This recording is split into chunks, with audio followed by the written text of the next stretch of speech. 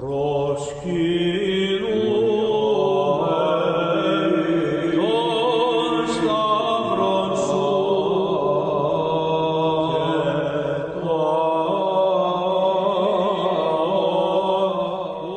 you for listening to the History of the Papacy and Agora Podcast Network member. We are on Facebook and Twitter. You can find both by searching for A2Z History Page. You can also always send me an email to my email address, steve@a2zhistorypage.com. If you have questions, comments, concerns, or show ideas, I'd love to hear them. I especially want to hear your questions about church music and church art. Send in those great questions for the upcoming questions, answers, and comments episode. Today I have a quick favor to ask, though. If you have a moment, I've included a link in the show notes to a short poll the Agora Podcast Network doing is to help us get to know you, the audience, a little bit better. The poll is quite short, and it will really help us out, so I really would appreciate if you followed that link and completed the short poll.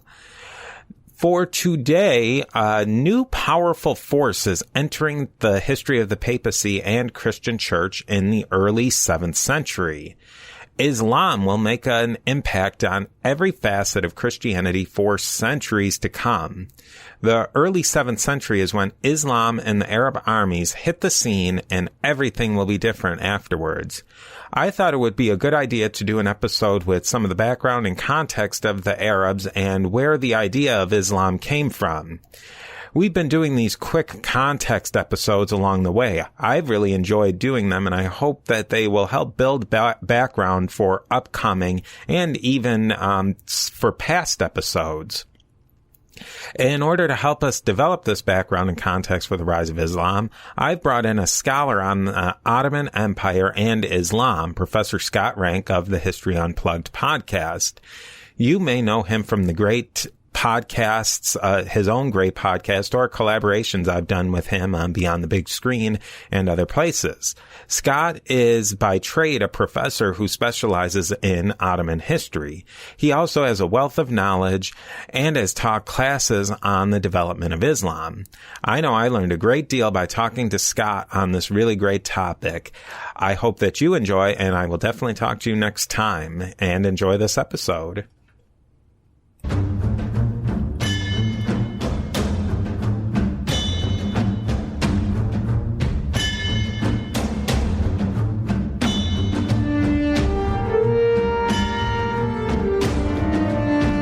All right, so today we have Professor Scott Rank of many podcasts, but right now he has the History Unplugged podcast, which is a great show.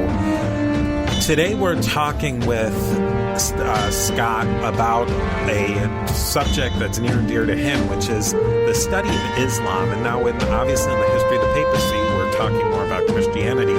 But as we've done in previous episodes, we want to look at some of the big players who the popes of Rome and the Christian Church interacted with, and Islam is obviously one of the big ones.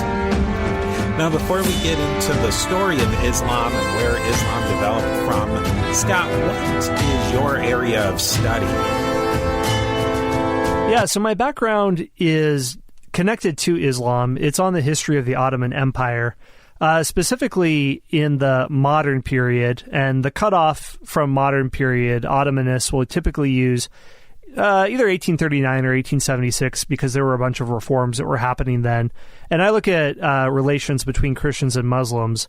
And so I didn't directly study the foundation of Islam, but to study any Middle Eastern civilization, you have to get into that. And I was looking at Christian and Muslim writers who were arguing against each other and trying to disprove the other religion. And they both dug in a lot into the early history of Islam. And Christians would argue, well, the establishment of Islam, it has problems from the beginning that Christianity doesn't have, so that's why it's not the best. And then Muslims would argue, well, the prophet did this and this and this, so this shows that Muhammad is the final prophet, so our religion is the best. So there's a lot to untangle here, and people have been trying to untangle it for a very long time. What got you interested in Islam and the Middle East as a young budding scholar? What made you drawn towards that area? I don't have a sophisticated answer to this. My answer was, I was on a study abroad in Turkey my sophomore year of college. I knew absolutely nothing about Turkey. I thought they speak Arabic, right? Well, they don't. They speak Turkish, but I wanted to do one. I had friends who went there and they thought it was cool. So I thought, all right, sure, why not? I have nothing better to do for a semester.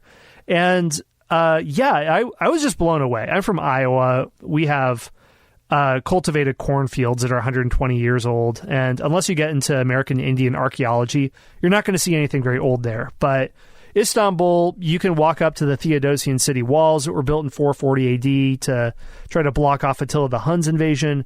And there were things that just I thought were funny, and people living there didn't think much of it, but you would have a mosque, but then many of the mosques were funded and built by the government, and they would lease out the minarets to have cell phone towers on them.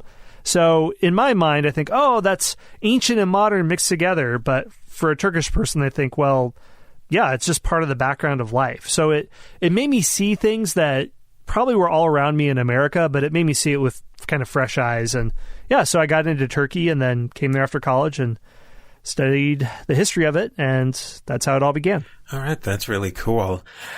Now, just so we all kind of get on the same page, what is modern Islam, and maybe what are some of the basic tenets of the religion? Well, the thing that you'll always see in, if you're taking a college survey class on Islam or the beginnings, you'll find that, okay, the holy book is the Quran. It was the message given from God, or Allah, which is just God in Arabic, to the final prophet, Muhammad. And they'll typically give the 5 pillars. They'll say it's the Shahada, faith, which is, it's a statement that you say there is no God but God, and Muhammad is his prophet. And the calls of prayer in the Muslim world, this will be mentioned in there. That's one thing. So Islam 101, you say that. Number 2 is salah, or prayer, the 5 prayers a day. And there's a certain formation that you go through. You can pray in a mosque. You can pray in your home. Third is zakat, or charity. It's a amount of your income, about 1/40th or so of revenue generated if you can afford it. If you can't, then there's exceptions. The last is fasting, called Saum in Arabic. And any Arabic speakers out there will hear I'm butchering the accent, so there you go. But I mispronounce things in many languages on my podcast, with all of you can hear. So you're supposed to do it during the month of Ramadan, and the Islamic calendar has its own month system. It's based on the lunar calendar, does not match up to the Gregorian, so every year Ramadan is pushed about 11 days back. So right now I think it's in the summer. I'm not sure, but yeah, I think early May-ish, somewhere in there, I think. Okay. Yeah, so it's brutal in the summer, and in the winter it's easier because you cannot eat or drink sunrise to sunset. And then the last is Hajj, the pilgrimage to Mecca, which if you have the means as a Muslim, you undertake. Now, these 5 things, when I taught a class on Islam at the University of Kansas, what I told my students was, in a way, this is kind of like the 7 deadly sins in medieval Christianity. The 7 deadly sins, you don't see the phrase 7 deadly sins in the Bible. It's just it's a nice little shorthand that theologians and priests came up with to encapsulate a lot of doctrine to people who weren't very doctrinally sophisticated. Now, those 5 things I just mentioned, those are all in the Quran, and you can find verses or ayats to substantiate each one of them, but there's no phrase, 5 pillars of Islam, you find in the Quran. That comes later, with later scholars and later traditions in Islam.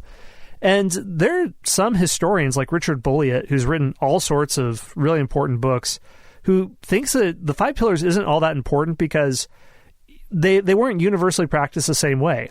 If you're in Central Asia in 1100, and are you going to Mecca for the pilgrimage? No. I mean, unless you're a wealthy noble, you can't go that way. That's way too far. No one can afford that. Or prayer 5 times a day. Yeah, and that one's much more standard, but it changes. I mean, there were some Central Asian Muslims, a folk tradition would say you can go to this city in what's now modern-day Kazakhstan twice instead of going to Mecca to fulfill your pilgrimage duty. So the duties that you perform are practiced differently around the world. And now, if you go on a pilgrimage, it's like Disney World. You fly in, you are there for a few days and you fly out, compared to spending months on camelback or ship, and you could potentially die. So just so much easier. Kind of like going to the, I don't know, to the Papacy, or going to the St. Peter's Basilica for a blessing from the Pope. Man, that's so much easier now than a few hundred years ago. Just religion is so much easier. It sure is. Now, to look at Islam, and I guess I like to look at anything before we dig into some of the other issues, what's the standard story of the foundation of Islam? Like, what do Muslims believe? Okay, yeah. So yeah, I'll give that spiel, and but before I say this, what I should mention is, no, actually, I'm not going to get in. Sorry, I'm doing like the history nerd thing where you don't just tell people the information; you have to contextualize it before you even say it is. Okay, sorry about that. Let me start. I'll give the background, and then I'll mention my asterisk. Okay, the standard story is that there have been many prophets who have preached monotheism.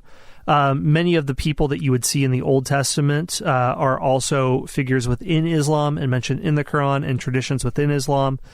So you would, for example, you would hear a story about how Abraham and Ishmael journeyed to the Hijaz, the area of Mecca and Medina, and established the Kaaba as a site of worship, and Abraham preached monotheism. Ishmael was his son by his concubine Hagar. Ishmael is the figure that then, from the Old Testament account, he is in Arabia, and his story continues on in Islam's story. With Muhammad, he receives his first prophetic revelation at the age of 40. He receives it from the angel Gabriel.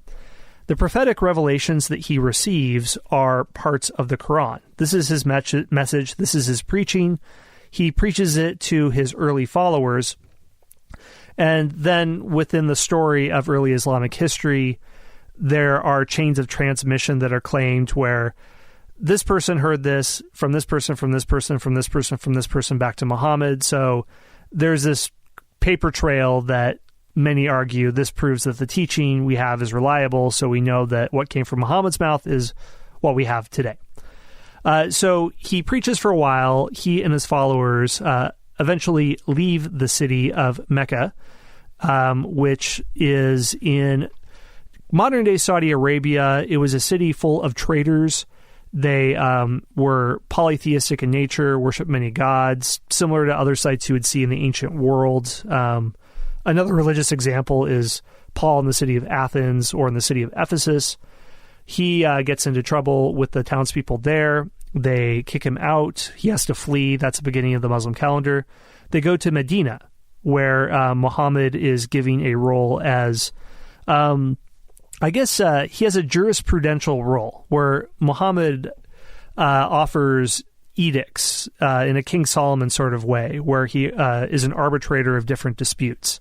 So he is a mediator. He has a political role here, a judicial role, and a religious role.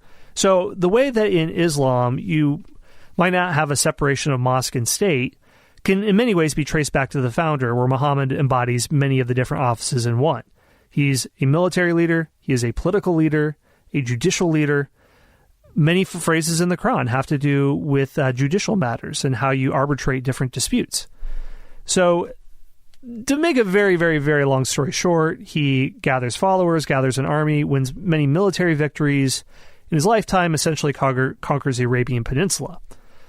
Afterwards, there's a whole dispute about who succeeds him. His successor is the Caliph or Khalif. There are four of them. When Islam is sort of united as one body, before then you have dynasties that essentially control the caliphate, the organization of Islam. The conquests are absolutely stupendous after that. In a few decades, Syria and Palestine are conquered, some of the richest provinces of Byzantium. Egypt is conquered. The entire Sassanid Empire is completely conquered in the mid-600s. Then all of North Africa. The Caliphate enters Spain in 711 and goes all the way up to France by 732 and is checked at the Battle of Tours. So something I'll just mention with that story is many of the early histories about Islam and the challenges we have, and this kind of sets the stage for the rest of our discussion, it's not as if Muhammad writes a biography about his life. The Quran has very little biographical there's no biographical information in Muhammad's life. There's only about 2 geographic places named. It's moral advice, it's pronouncements. It would read like an Old Testament book in a lot of ways, like a minor prophet, where it seems kind of floating out in space and time. Now, later on, when you do get biographies of Muhammad, like Ibn Ishaq's, that's written in the 8th century. Many of the, I'm forgetting the term right now. What is it? Where you have sayings of the prophets. Hadith. Thank you. Wow. Okay. Hadiths. Those are the major collections are, again, a couple of centuries after Muhammad's death. So, and when biographies of Muhammad's life are written, this is when Islam is not an upstart movement at the periphery of civilization of Byzantium and Persia, because Arabia is the backwater of backwaters. I cannot stress that enough. But the story of Muhammad's life isn't written in this time. It's written when Islam is a world empire, when places in Iran and Iraq are some of the wealthiest, most intellectually advanced places on earth. So now a lot of historians are coming back around and trying to analyze the early histories of Islam from this perspective, that it could be these people trying to grapple the terms with, how did all of this happen? And I don't doubt these early writers' sincerity. I'm not saying they were trying to pull a con job, but so of course they would impute things to the agency of God. So that's where critical historians are trying to think, these aren't written at the early years of Islam. These are written 200 years later. So these writers could be projecting back things that are happening in 800 or 900 back into the 600s. So these are the challenges we have with anything in early Islam. Putting in the context, like you were saying, this is a small group in central Saudi Arabia, like really in the middle of nowhere, but close to several big empires. How did this group explode out so quickly and basically conquer entire Persia and most of the Roman Empire within like 70 years? Like, what are the big theories on that? Yeah, so I mean, if you ask a Muslim, they'll have a religious explanation, which makes sense. The traditional Western look, if you look at Orientalist scholars, and I don't mean in the derogatory Edward Said term, I just mean that was the classical term of people who studied the Middle East 100 years ago. They would say that Muhammad was, in many ways, like Genghis Khan. He was able to find a society that was torn apart by warfare among different tribes, to overcome those divisions, to be a successful arbiter between them, and channel all of that energy in Arabia outwards. So there were wealthy opportunities for plundering raids. There were many opportunities to harness all of this energy that had been wasted squabbling amongst themselves in Arabia. More recently, historians would look at methods of warfare that you have highly mobile itinerant groups that can do quick strikes, kind of like Vikings, where a Viking can go on their longship, and if they see a target that they can't defeat, they can just go back into the desert. But if they see a unguarded village or town, then they can come in a raid. And those in Arabia could do the same with fortresses or garrisons or towns in Byzantium or Sasania. But another factor, too, is that there had been a brutal 3 decades-long war between Byzantium and Persia from the early 600s to the 630s, where they were completely depleted. They were exhausted. They had worn each other out. Many thousands and thousands of soldiers had been slaughtered. And in the 6th century, there had been a terrible plague that recent studies have argued that could have been as bad as the Black Plague, where a sizable percentage of the Byzantine Empire and probably Persia was wiped out by bubonic plague. So you have 2 empires that are still recovering. They've come off a terrible war.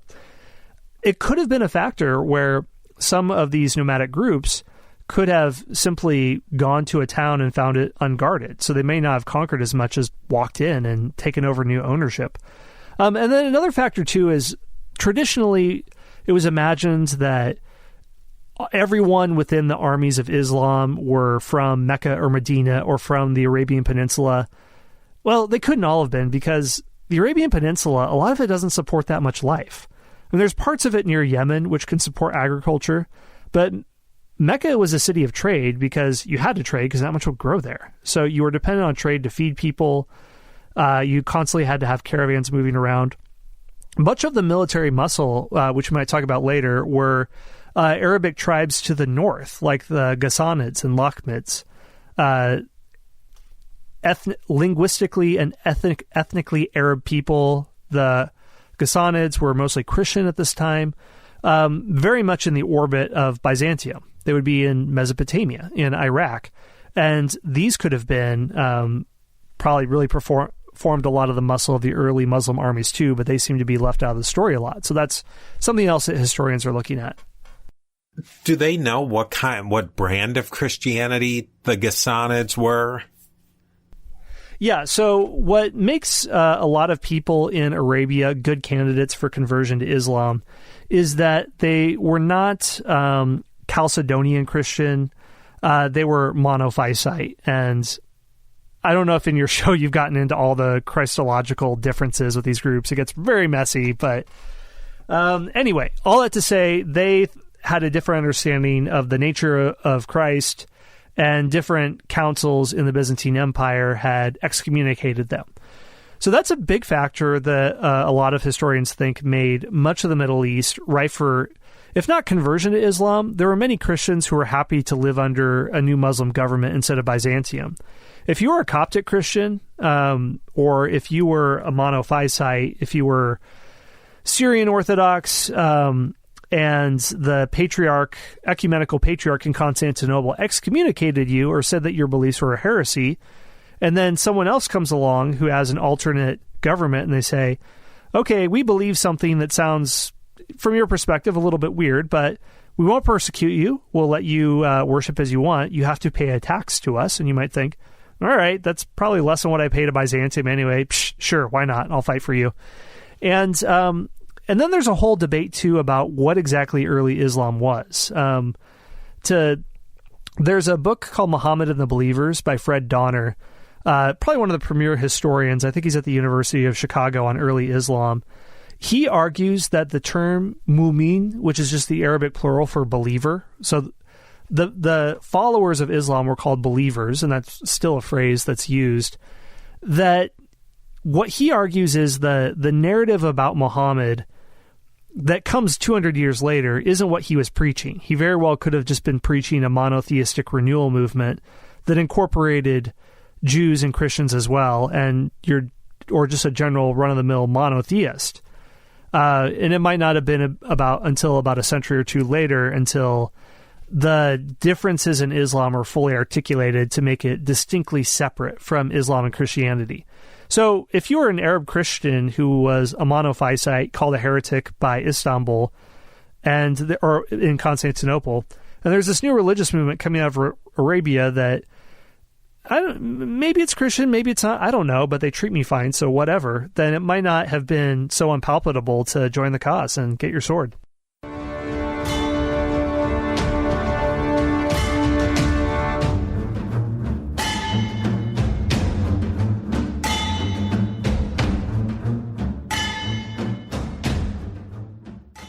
You've laid out some of the things of what modern scholars believe is true about the standard story. Do they believe that there was a historical Muhammad? Is that a debatable issue? Yeah, I mean, that's on very strong basis. It's sort of the same with in scholarship of early Christianity. Regardless on one's private religious views, there aren't that many people who think that Jesus didn't exist. That's, I would say, a fringe view. The same is with Muhammad. Some of the earliest accounts we have of him come from Byzantine chroniclers that I think are only writing a couple of years after his death. And I forget which chronicler. He may not have even been aware that Muhammad died, but he refers to this movement that's led by Muhammad, king of the Arabs. And they don't call him a religious leader. They don't say that he is leading a new religious movement. They just call him king of the Arabs. So We have a lot of different sources like that, from Byzantine sources, Egyptian sources, and others that at least attest to his life. And so I think that's something that is on very, very firm footing, and there aren't that many people who question whether he lived or not. In that earliest time, so there's Byzantine sources that attest to a historical Muhammad. What else were they saying about him? I take it they probably didn't have a very high opinion of him. Well, there's...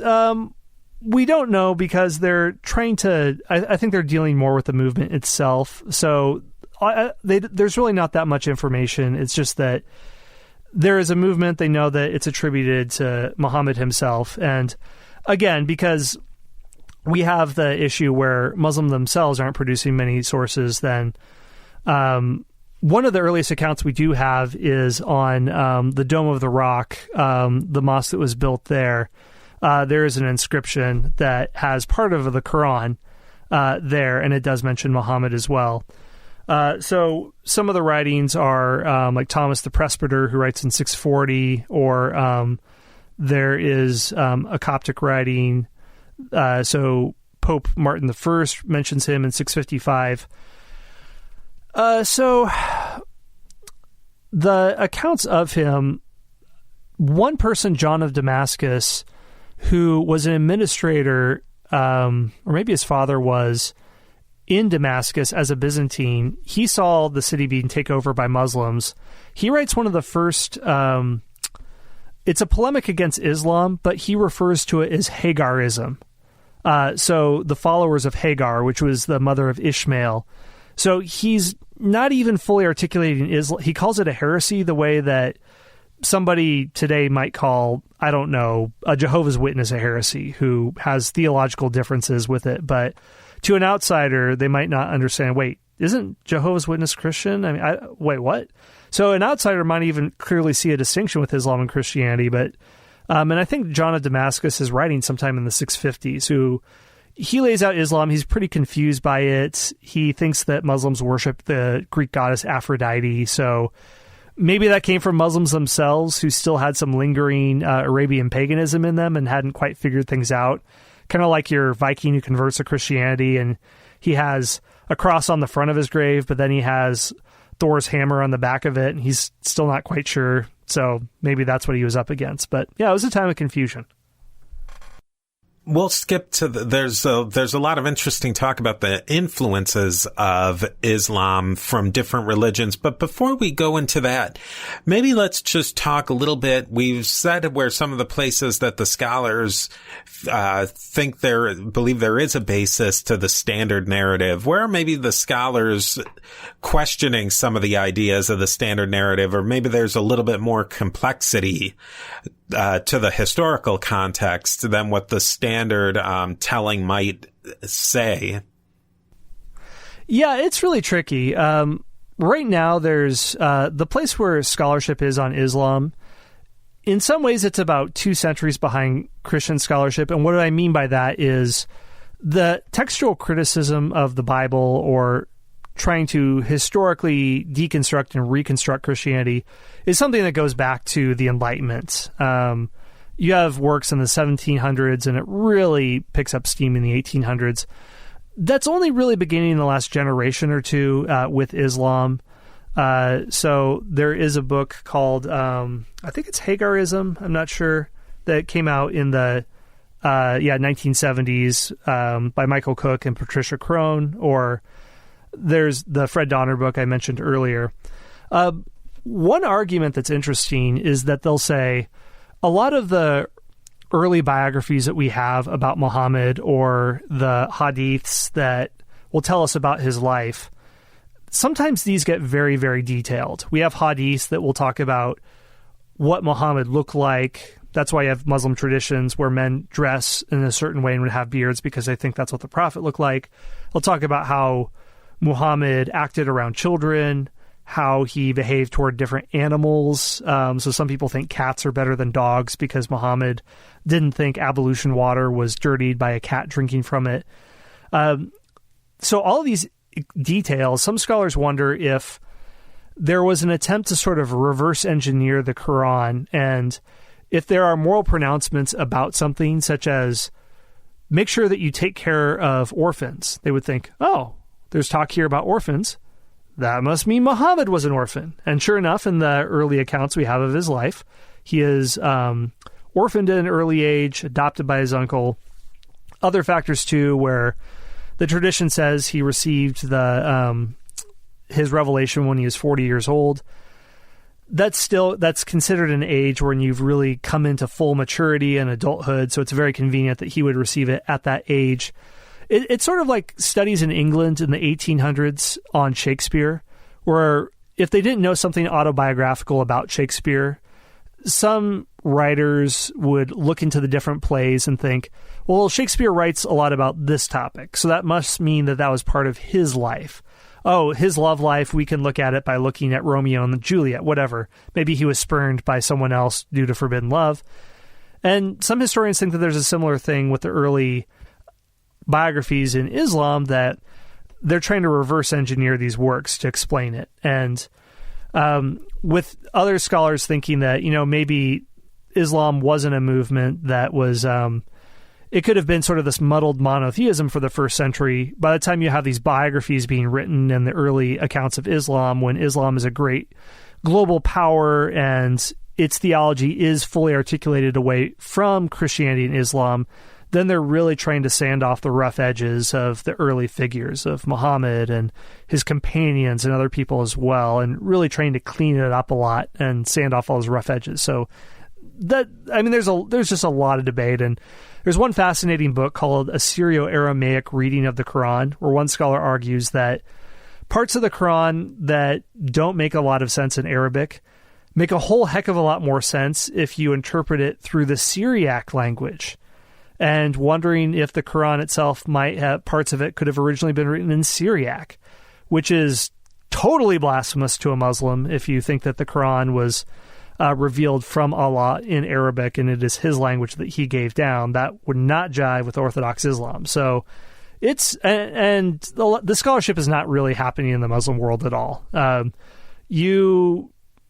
Not really that many places I could say where you could practice this. I mean, almost all of it's happening in Western universities. That's a good chance to pivot a little bit into the influences of early Islam. I had read about that, the Syro-Aramaic or something reading of the Quran. I can't remember the guy's name is, I think it's a pseudonym, but Christoph. Yeah, it's Christoph yeah. Now, he's saying that it's based on a Christian lectionary or something, but I've read other books that are pointing more towards influences of Judaism and Arab, like a proto-Arab monotheism that was kind of bubbling up at around the 5th, 6th century. What's maybe more of the consensus on what were those earliest influences on Islam, and of what was Muhammad hearing about in his time?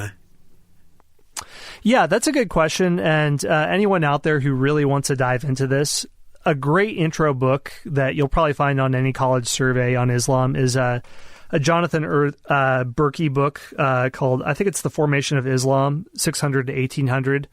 His whole point is that when Islam comes onto the world scene, it's not the breakdown of the Roman Empire or whatever. It actually is just the next step. It's probably one of the torchbearers of Roman civilization and fully part of the medieval world. And many of the imperial and social traditions of the Near East are carried on by Islam. So it's not this radical rupture. And so I mentioned that as kind of to answer your question. There's a lot of things happening that Islam is influenced by. You mentioned that there's monotheism bubbling up. Judaism is quite well represented in Arabia at this time through the Arabian Peninsula. So that the preaching of monotheism there. Christianity, a lot of the debates in Byzantium are on iconoclasm. Do we revere icons or do we smash them? Some people have looked at the Quran as, in a way, it's not too different from a lot of the Gnostic Gospels that were around, like the Gospel of Barnabas. they would say the Quran just happens to be a Gnostic gospel followed by 1.6 billion people, but it has a lot of the same things where you do not depict God in human form. Many of those words could have been written by an iconoclast, somebody who was really opposed to the theology of Constantinople and didn't like what was happening there. Arab monotheism, like you mentioned, there were monotheists are mentioned in Arabia that Muhammad has preached to, and we don't know as much about these groups of people, Hanafis. The Muslim tradition has said that these are like the faithful remnants left over from when Abraham went to Arabia and preached there. And in the sense as if the Arabs are a blessed nation the way that the Jewish people are. They could have been influenced by their neighbors as well. Zoroastrianism isn't really as prevalent. The only places where you really see it are there's some different Persian trading colonies on the Arabian Peninsula. And then that's where you would see Zoroastrianism. It's sort of an expatriate thing. But one point, too, here is that the one narrative of early Islam is that Arabic culture was barbaric and cruel, and girls, if they were born, would be buried alive if a family thought that they had too many girls and not enough sons. And there's this barbarity and cruelty and violence and murder. And I'm sure that's the case. I mean, in the pre-modern world, that's just how a lot of life is. But in a way, it's almost as if it's the Islamic history itself is kicking down Arabia. But there's been a lot of archaeological research that's found, I would say, a more robust Arabian Peninsula than we've given it credit for. Because you have shipping traffic going in the different places, the Persian Gulf, the Red Sea, going around Arabia up to the Indian Ocean. There's a whole Indian economy that's existed since the ancient world. There are robust trade routes. The Nabateans were an ethnically Arab civilization. They built Petra in Jordan, where Indiana Jones in The Last Crusade is. Huge trade empire, very interesting. So what we're seeing archaeologically is that there was more robustness and in Arabia than I think we realize. It wasn't as if they were these desert dwellers and they received a revelation and they just entered the world scene. So it makes sense that as a crossroads of these different trade routes that they could be influenced by a lot of different ideas and religions. Maybe it's interesting where Mecca and Medina are. They're portrayed in the early Islamic as kind of in the middle of nowhere, but they were, like you were saying, they were really plugged into a lot of different trading centers. Were they big cities? Were they tiny towns? Like, how did they fit into geographically into the Roman Empire and like you were saying, the Asian empires? Where did they sit? Yeah, I mean, they wouldn't have been huge by any means. The places with a higher population density, probably the biggest that you would find on the Arabian Peninsula would be down in Yemen. The Roman geographers called that Felix Arabia or Happy Arabia, where there was enough irrigation that you could cultivate some agriculture and you could get a bigger population there. But then you have other places like the Empty Quarter in Saudi Arabia where you're crossing it with a camel caravan, but there's simply not enough precipitation to do anything there. And I can't accurately say Mecca, Medina, how large they would be, but they would not be huge by any means. As a crossroads, just crossing the Red Sea simply, you could go to Ethiopia. That is an ancient kingdom with a robust civilization.